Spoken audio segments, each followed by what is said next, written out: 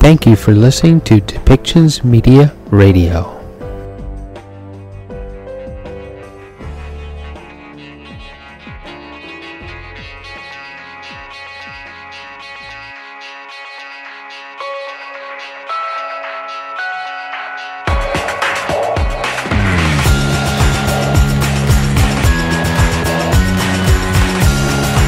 Welcome to Policy and Rights, the show about government policy and human rights.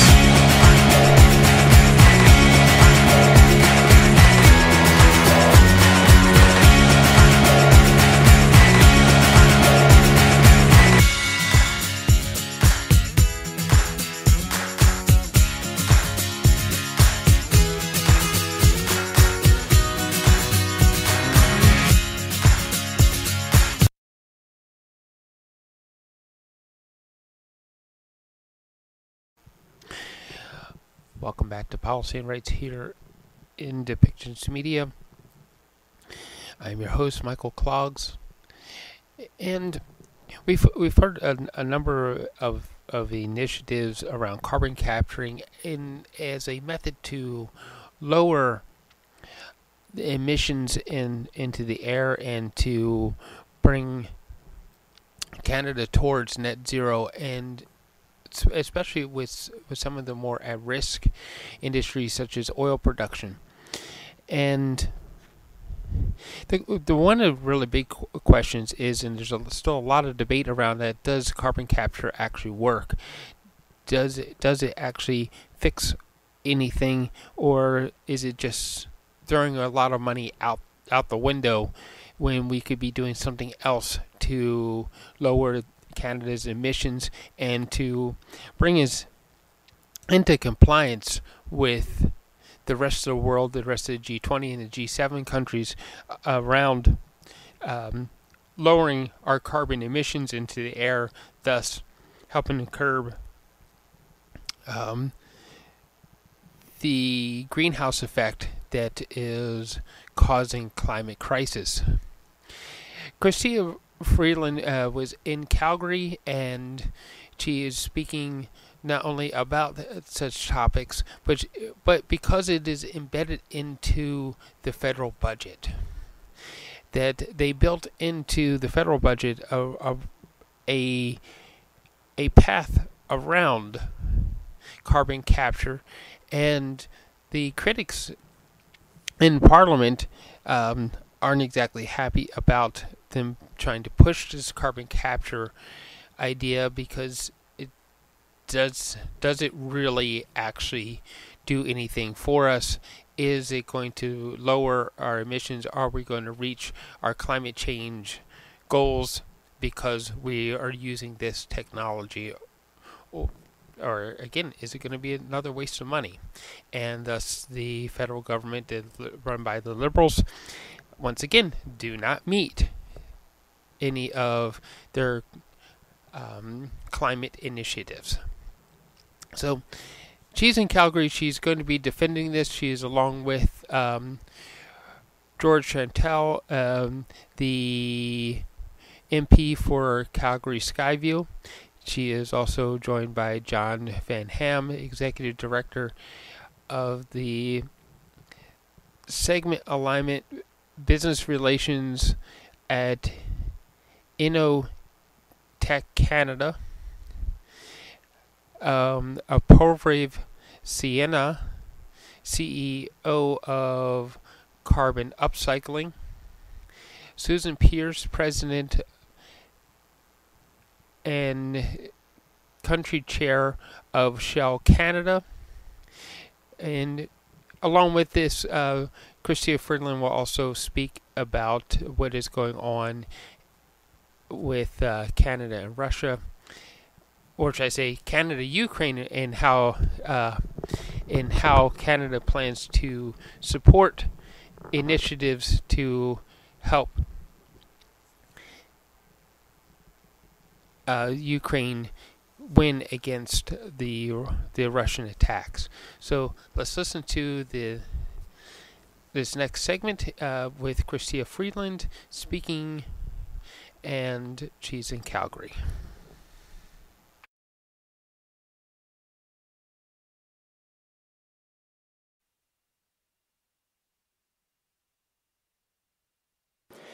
is an honor to open today's program and kick off this special announcement.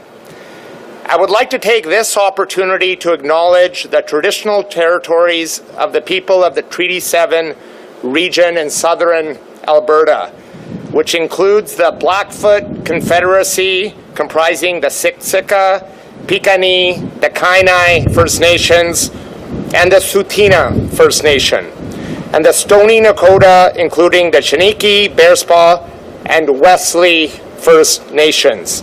The City of Calgary is also home to Métis Nation of Alberta, Region 3.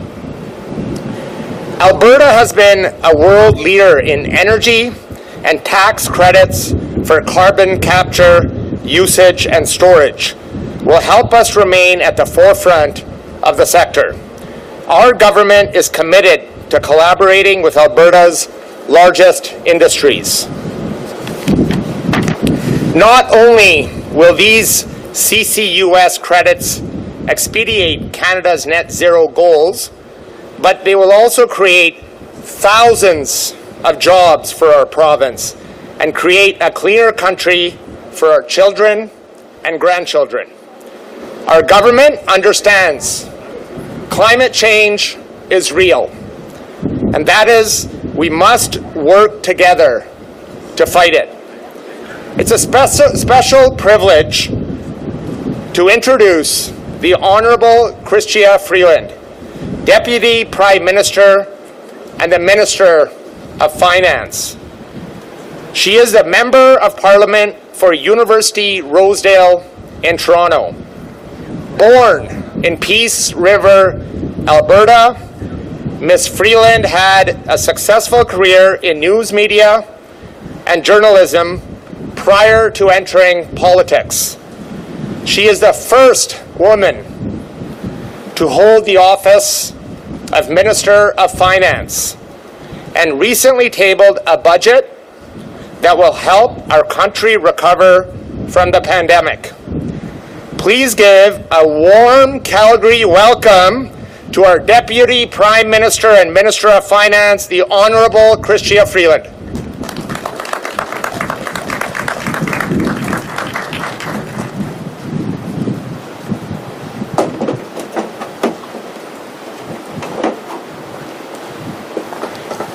I am also not very tall, so I needed a bit of a boost. Okay, well, thank you very much, George, for that warm welcome. And the weather may be cold, but the welcome here is very, very warm, and I'm really, really glad to be here today. I'd like to also thank George for that land acknowledgement.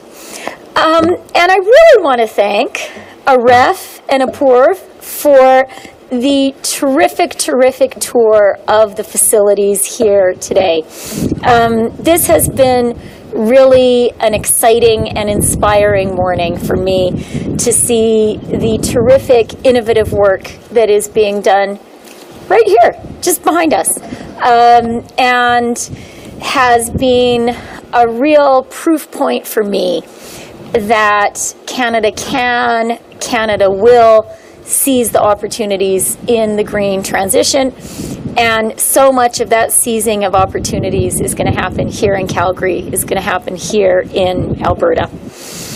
When I tabled the budget last week, one of the things that I emphasized was that the green transition is here. The world economy, our trading partners, they have decided that their economies are going to go green. And this is a huge, huge transformation. It is the biggest transformation of the global economy since the Industrial Revolution itself. We have a unique opportunity here in Canada and here in Alberta to be leaders in that green transition. And I've seen the evidence just in the past hour here today. Les gouvernements et les entreprises du monde entier investissent dans les industries et les emplois de demain. Il est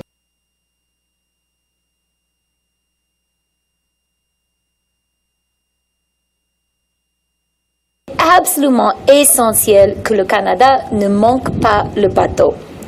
C'est pourquoi l'un des 3 principaux piliers sur lesquels nous avons mis l'accent dans notre budget est la transition verte. We launched in the budget a new Canada Growth Fund, which will help attract the billions of dollars in private capital that Canada needs to transform our economy at speed and at scale. We're investing in clean energy, and we're investing in making zero-emission vehicles more affordable and more reliable for Canadians and Canadian businesses. And a critical point in the budget, tabled just a week ago, was the introduction of a refundable tax credit for businesses that invest in carbon capture, utilization, and storage.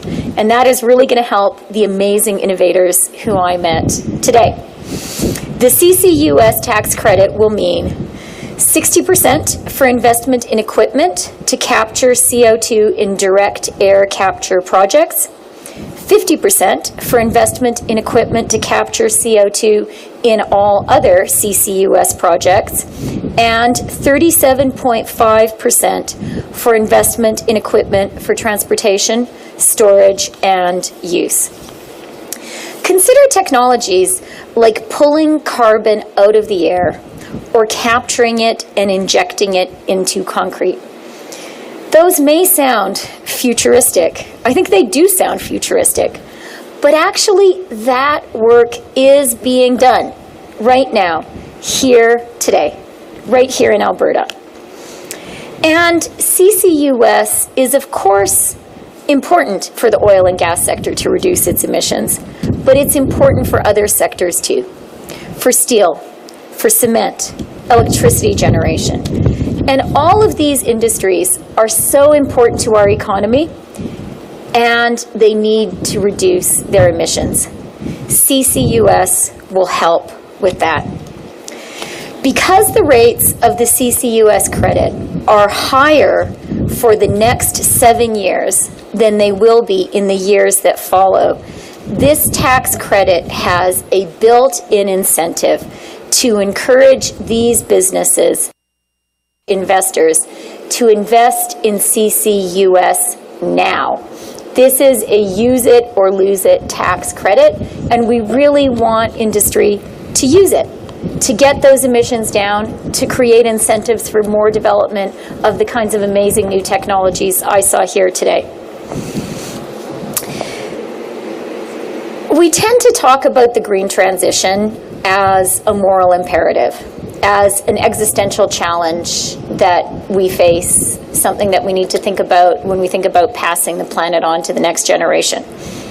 That's true. But the green transition is also an economic necessity. This is the direction where the global economy is going, and Canada needs to go there too. The good news is there are trillions of dollars of capital around the world that are looking for opportunities to invest in the green transition, to create new green industries, and the great jobs of tomorrow. CCUS will be a really important part of that transition. And I know that by working together, industry, researchers and scientists and innovators like the great people I've met today, the provincial government, municipalities, the federal government, we can build a cleaner and stronger economy here in Alberta for generations to come. Thank you very much. Merci beaucoup.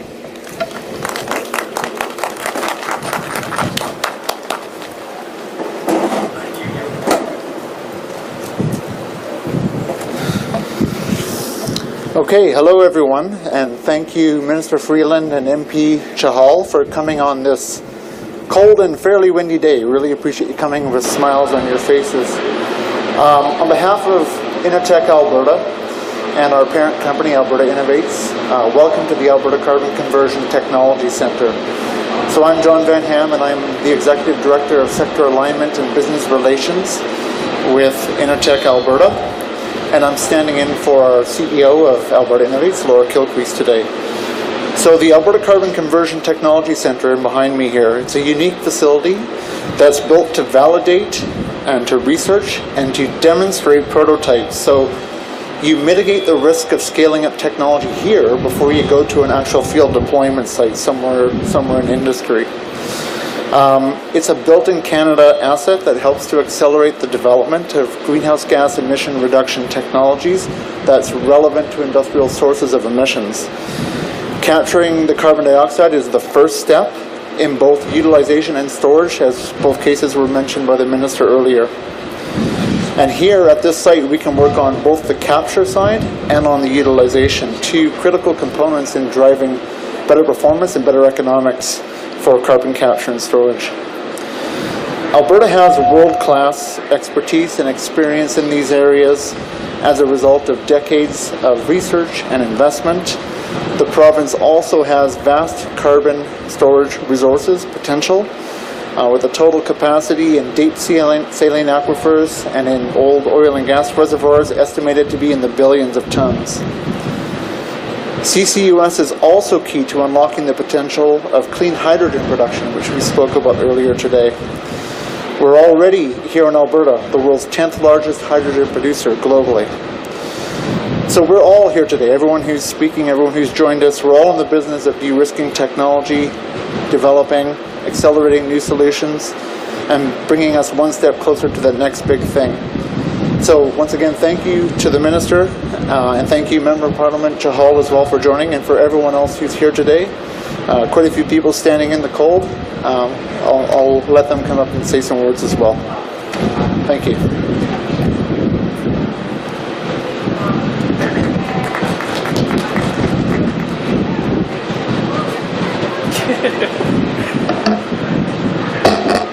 Hi everyone, my name is Apoorv Sinha. I serve as the CEO of Carbon Upcycling. We founded the company in Calgary in 2014 as a carbon utilization company looking at making carbon emissions into valuable products. And we started with a reactor that was this size back in the fall of 2014. And now, through the help of organizations like InnoTech and Alberta Innovates, we've been able to scale up to over 4.5 million times from this proof of concept here. We've built a team of over 20 full-time employees and shown that carbon can actually be a part of the solution as we look at creating a circular economy, both in our energy as well as our materials sectors. And over the last 3 years, we've been able to engage some of the world's largest companies in the cement and steel sectors in particular, as we look at helping them achieve their decarbonization goals. Much like Canada on carbon policy and investments, we're very proud of how, as a Calgary company, we've punched well above our weight.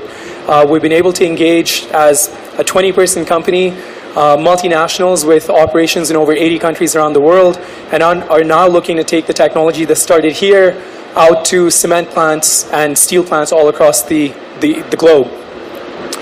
Some of the work that the Canadian government, both at the provincial and federal levels, have done with regards to creating a market push for early stage development of CCU technologies is very significant in helping accelerate the transition from the lab scale out to the scale which is industrially relevant. The types of questions that we were being asked a couple of years ago are very different to the ones we were being asked today.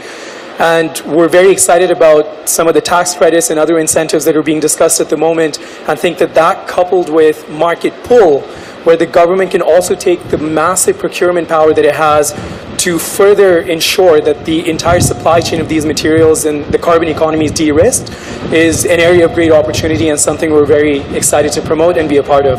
So thank you so much, and thank you for all the support so far. Thank you. Cheers. Before you hit the podium, yes. Just so we get it right,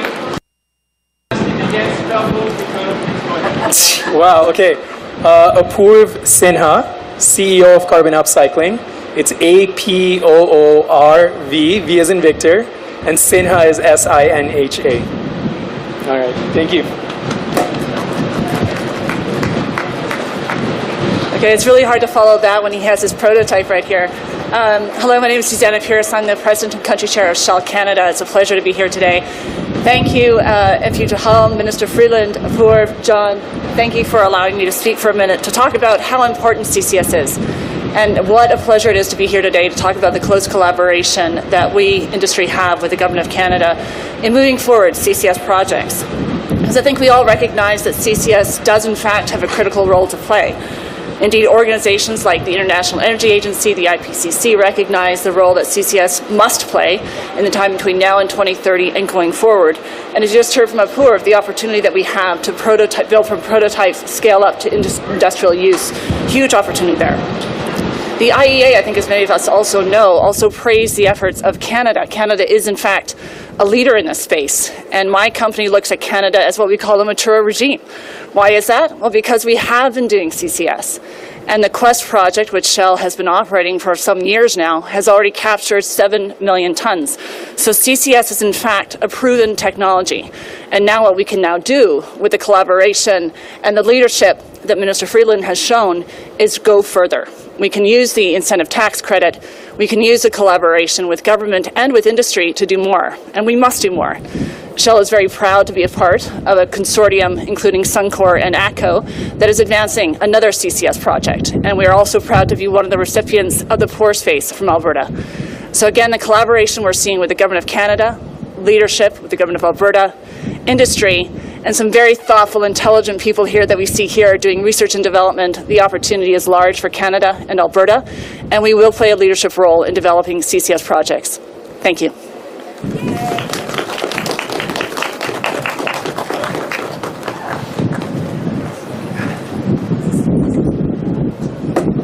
Well, hi gang. I guess I get the privilege of going last, which is also a burden because I have the most hypothermia. So if my remarks don't make sense, it's just the body core temperature approaching zero. Anyways, my name's Jeff Holmes. I'm here from Carbon Engineering, and we represent a bit of a different facet of the carbon capture, utilization, and storage industry. We're a small technology developer. So like Apoorv and his team, we were founded here in Canada. We've since grown to 150 people, and we've grown into becoming one of the world's leading providers of what's known as direct air capture technology. So this technology allows us to absorb CO2 directly back out of the Earth's atmosphere and then provide it for storage in underground geology or conversion into clean burning fuels. The latest IPCC report says that doing large-scale carbon dioxide removal from the atmosphere is now unavoidable. So we need to get going, and we need to get going fast. We're working with project development partners. There's one named 1.5 in the United States. There's another named Huron Clean Energy here in Canada, and we have others working in other regions of the world as well to build and execute projects that are based on our technology. What happens when those project developers go out to the market is they encounter investors and lenders who don't yet understand the carbon regulations that we have in place and who don't yet understand the laws that are going to make these facilities economic and viable.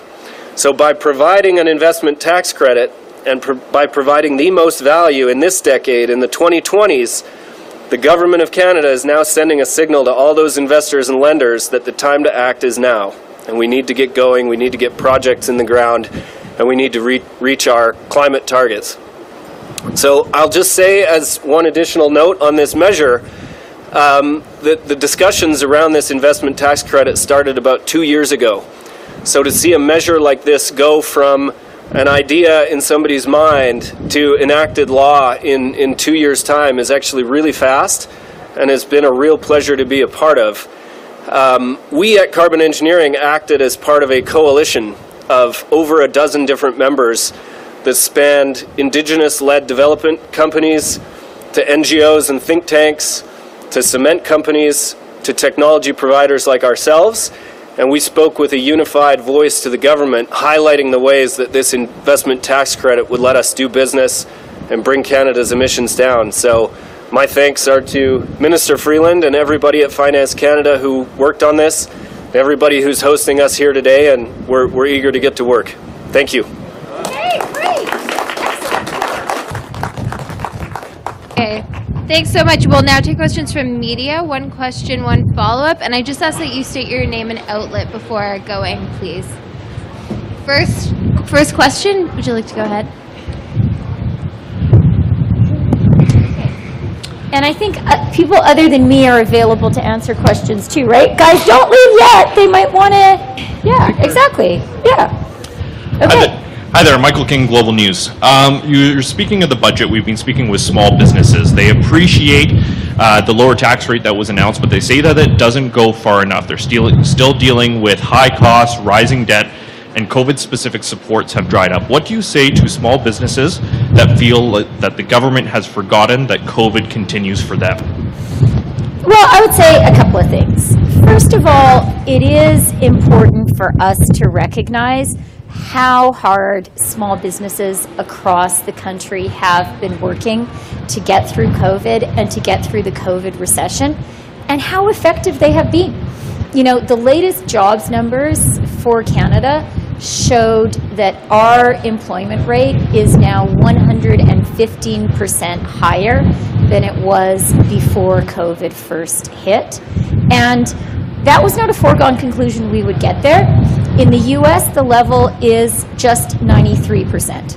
Our unemployment rate is 5.3%. That is the lowest in 5 decades. Actually, it's the lowest since comparable data started to be collected in 1976. GDP has not only fully recovered from the COVID recession, but is in fact about 1.2% above where we were when COVID hit. So the Canadian economy has come roaring back. When it comes to support for small business, there is still specific support in place for the hardest hit industries until May 7th. So there's still some runway there. We recognized when we put those measures in place that tourism and hospitality would face particular challenges. And as you mentioned in your question, we really recognize that the tax treatment of small businesses actually discourages small businesses from getting bigger. And so we made a really significant change in that rate to create a more gentle slope. I do also want to say that an important thing for me in this budget was to chart a fiscally responsible course. And to do that, I had to be very clear that the period of extraordinary spending to get through COVID, that was essential. And that extraordinary spending is what underwrote the tremendous economic recovery we're enjoying today, the very strong economic growth we're enjoying today. But it was really important for me to be clear with Canadians that that was emergency spending for a specific emergency period, and that that period is over. And it is. On the war in Ukraine, 50 days in now, your concerns as this continues to be drawn out, and will you go a step further than saying we can consider saying that this is a genocide? Thank you for the question. And being here home in Alberta, I thought people might want to talk about Ukraine. I spoke with the Ukrainian finance minister this morning, just before coming out here. Our government is very, very involved in supporting Ukraine. And look, being here at home, it's a moment for me to take pride in Canada's Ukrainian-Canadian community and in all of its huge contributions. But I also really want to emphasize that Canada's support for Ukraine is about our national interest. Our government recognizes that what is happening in Ukraine is a fight between democracy and dictatorship. And frankly, we are really lucky that the Ukrainians are prepared so bravely to fight that fight for us, that they are prepared to stand there and die in this fight. They're doing a really good job. I was really glad in the budget to be able to put forward $500 million for weapons for them now, because that is what they need, and an additional $1 billion of credit support to help stabilize their economy, because it's hard to run an economy when you're being bombed. Now, on the question of war crimes have been committed in Ukraine. They are being committed in Ukraine. The evidence that we've seen in Bucha and other parts of Ukraine that have been under Russian occupation is absolutely horrifying. And I do want to take a moment to underscore that one of the things that is happening is the systematic rape of Ukrainian women and children. Rape is being used as a weapon in this war, and I want the women of Ukraine to know that we see them, we are not going to forget, and we will work with Ukraine and with our democratic allies around the world to bring the perpetrators to justice. There was also a very chilling document that was published about 10 days ago on an official Russian news site, RIA Novosti, that effectively laid out a plan for genocide in Ukraine, that called for the suffering, the punishment of people who chose, in the view of this document, wrongly and mistakenly to describe themselves as Ukrainian, that called for the word Ukraine to be erased. So I think when you take all of that together, it is quite right for people like President Biden, like Prime Minister Trudeau, to be using the word genocide.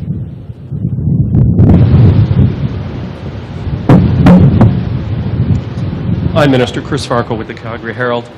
With regards to CCUS and the federal budget, it called explicitly for engagement with the provinces with the expectation that they will, quote, further strengthen financial incentives to accelerate CCUS. Why should the provinces be providing incentives if your credit is already in place?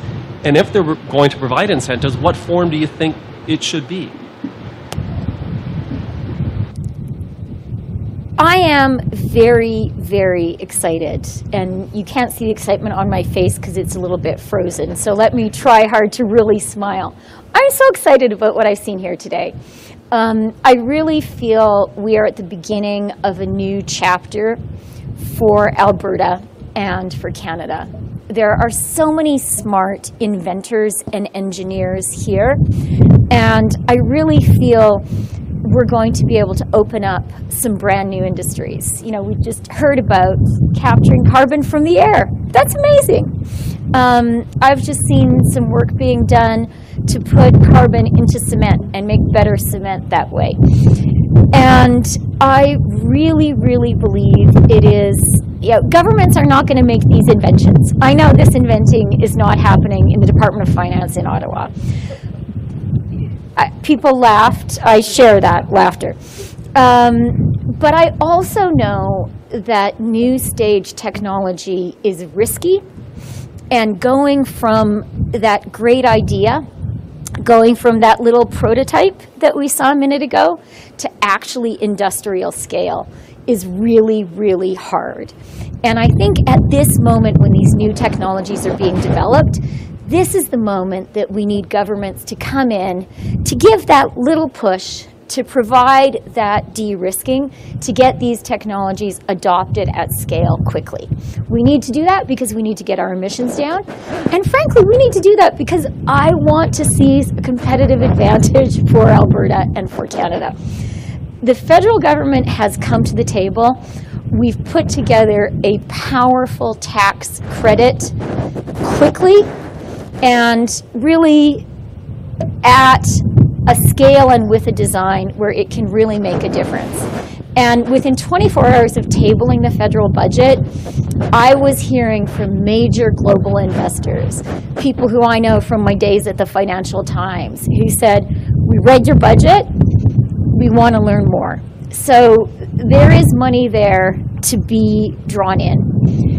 In terms of next steps, yes, we do want to continue working with the province to find ways that we can be even more supportive. A good step from our perspective would be to ensure that federal and provincial support can be stackable. Bit of a two-part question here then. What specifically are you looking for the province of Alberta, and what has their response been? And this is a question for Susannah Pierce from Shell. is what you're seeing from the federal government here enough for you to proceed with your CCUS project, or do you still need to see more? So I started answering your question there. Sort of in terms of what we want to see from the province, look, I really see this as a conversation, as a collaborative approach. We have worked closely with the province and really particularly with industry in building this credit to be sure we were building something that works. And now that we have put our plan, our investment on the table, we're going to continue that work, continuing to work with the province and industry. One specific action that from our perspective the province could take that would be helpful would be to make provincial support stackable with federal support. But I will be interested to hear what our industry friends have to say also.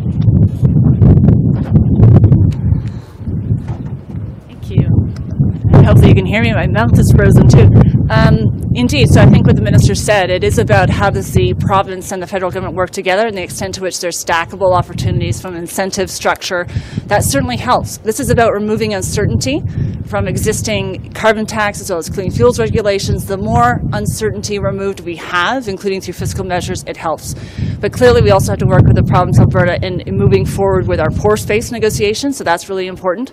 But at the end of the day, it is a joint collaboration, federal, provincial government, ourselves as industry, and certainly with Indigenous partners and communities as well. But hey, I think this is a really important step forward. We saw from the minister in the budget, and now it's going together and collaborating across governments.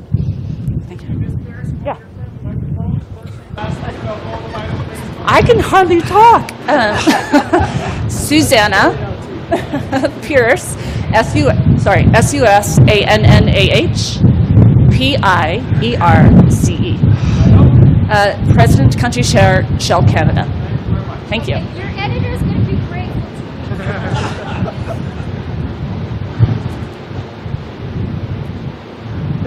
Hi, it's Aaron Collins with CBC National News. It'll be for the minister again. Let you get back up there. Sorry about the cold. The Court of Queen's Bench in New Brunswick has ruled that Lieutenant Governor Brenda Murphy's nomination is unconstitutional and it doesn't respect that province's bilingual, the bilingual nature of the province. We're curious if your government is going to rescind that nomination. Well, that is not a ruling that I'm aware of. So I will leave it to my colleague David Lametti to comment. Oui, évidemment. Désolée, mais ce matin, je ne suis pas au courant de cette décision. Alors, je pense que c'est mieux de laisser mon collègue, le ministre David Lametti, de le commenter. Believe that the Pope will be visiting Canada in July. Curious if your government is actively involved in planning that trip, if you'll meet with the Pope, and if there are any plans to get residential school survivors to meet with him and to facilitate that.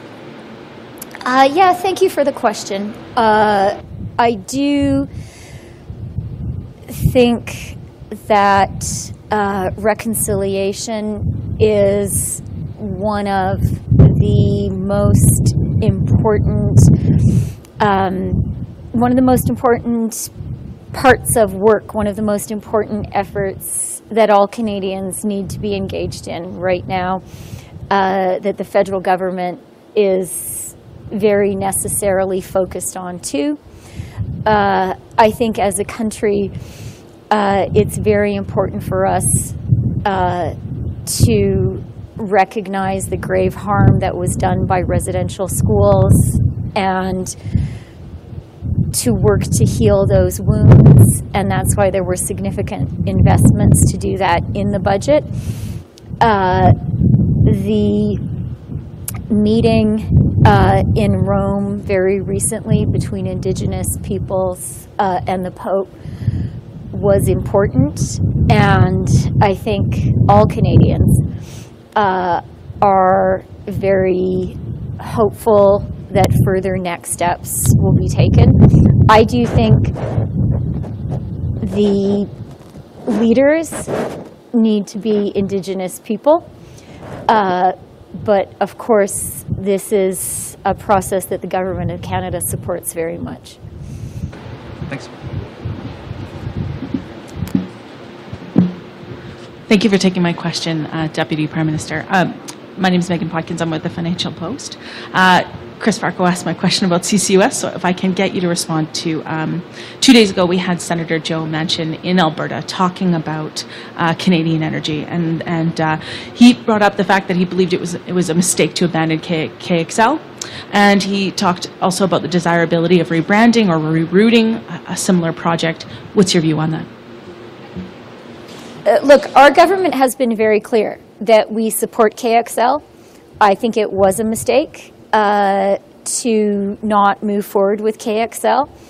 And following the Russian invasion of Ukraine, I raised this with my counterpart Janet Yellen, the U.S. Secretary of the Treasury, in a conversation about U.S. and global energy security. And I pointed out that one way that the United States could enhance its own energy security is to get KXL built. And on similar related lines, but in terms of your government's environmental goals, you have ambitious targets, but you've also created an an emissions reduction plan that includes growth and production in oil. You've also approved Bay du Nord. Do you see these things as conflicting at all? No. But I can say a little bit more. So, look, I think our emissions reduction goals are not just our government's. I think they're the goals of all Canadians. I really believe there is today in Canada a national consensus that we need to act on climate change, and doing that means reducing our emissions. I also really believe we can walk and chew gum at the same time. I really believe that we can, and the projects that I've seen here today are a real confirmation for me of that, our focus needs to be on reducing emissions, not on reducing economic activity. In fact, we need to think about it the other way around. I want the Canadian economy to continue to grow even as we reduce emissions. And that's why the CCUS tax credit was such an important thing for me to get across the line. That's why, frankly, I'm really energized to see the people here today, because I see that the ideas, the vision is here now to use CCUS to reduce our emissions, even as those industries which are heavy emitters can continue to operate. But thanks to technologies like CCUS, they can operate while reducing their emissions. That's what we need to all focus on, and I think that's what we're doing.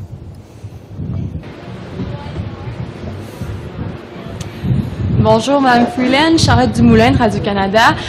J'aimerais connaître en français votre position sur l'utilisation du mot génocide pour décrire ce qui se passe en Ukraine. Et à partir du moment où on utilise un mot comme ça, est-ce que ça peut venir changer la stratégie du Canada? Merci pour la question. Ce qui se passe aujourd'hui en Ukraine, ce qui fait l'occupation russe, c'est vraiment horrible. On voit qu'il y a des crimes de guerre. Et comme le président Zelensky a dit, c'est très important d'utiliser les mots justes. C'est très important de reconnaître ce qui se passe. Quand on voit les crimes à Butcha, par exemple, quand on voit les crimes sexuels contre les femmes, les jeunes filles en Ukraine,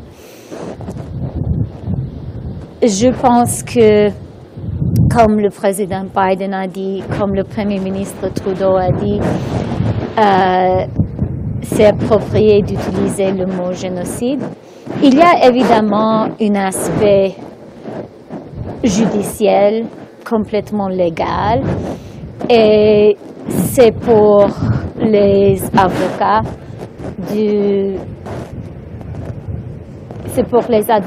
pour les cours, pour les juges de travailler sur cet aspect très technique, mais au niveau politique, au niveau moral, oui, c'est un mot approprié d'utiliser. Et je veux peut-être juste ajouter que les crimes qu'on voit méritent ça, et aussi l'explication idéologique. L'explication idéologique qui a été publiée par la Russie, qui part de la nécessité du point de vue de la Russie de faire finir à l'existence de l'Ukraine et des Ukrainiennes. Merci. Une autre question. Votre collègue Anita Anand vient d'annoncer un déploiement additionnel de soldats canadiens.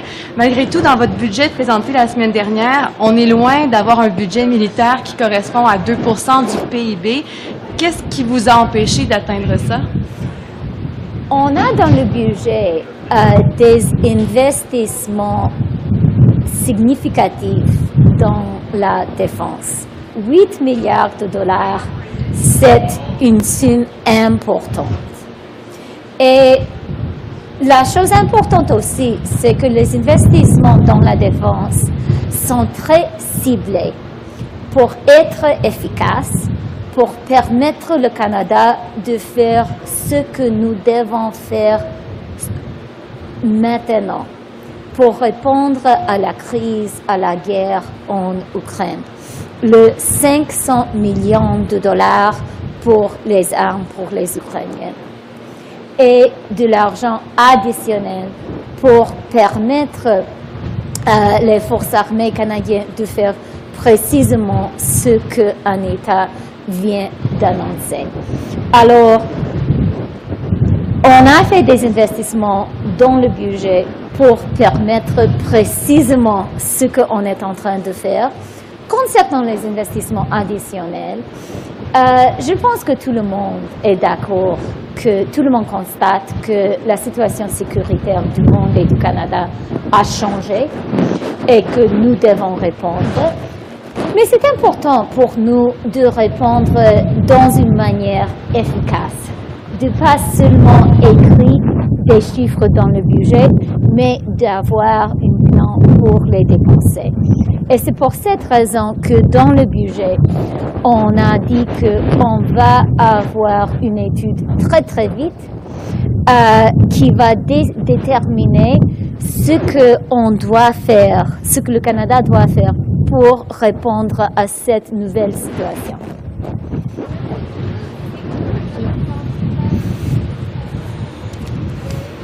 Okay, merci beaucoup. Thanks everyone.